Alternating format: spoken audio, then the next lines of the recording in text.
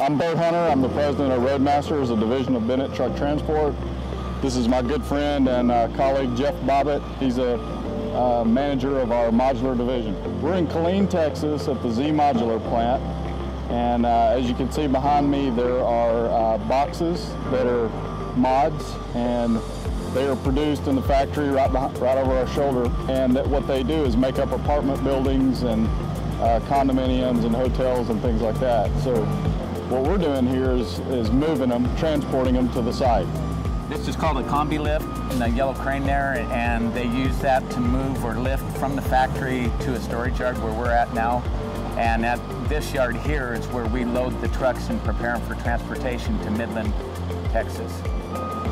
Before we came to Z-Mod, they did all crane on, crane off of extendable RGNs or extendable flat decks. What we provided for them is our suspensions modified, that if the cranes are built at a certain height, we can back under with all of our air exhausted on our ride and get under, and we overinflate or raise the deck of the trailer to pick them off the crib. The cribs are removed.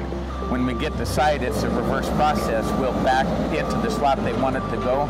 We'll raise our deck, we'll put the cribs under, and then we'll lower our deck.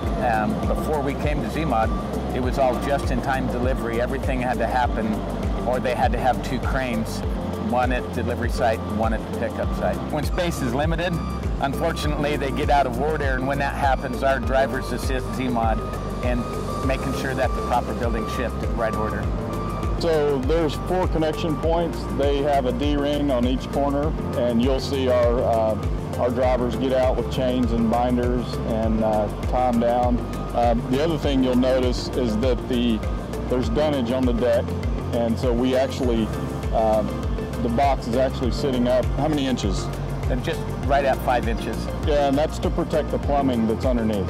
After we get the building exposed that we want to transport, and when that gets exposed, we will back under that, and that's when you'll see the securement process that we use.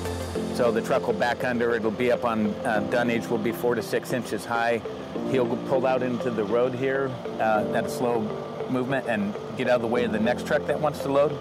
And once he gets out in the road and they inspect the building one more time here at Z-Mod to make sure the plastic and everything is secure and the building's ready to ship, and they'll sign off on it. And at that time, the driver will be ready to leave and head for Midland. Typically, they'll run in pairs, if not 3 or 4 at a time, and assist with any difficulties that might arise en route.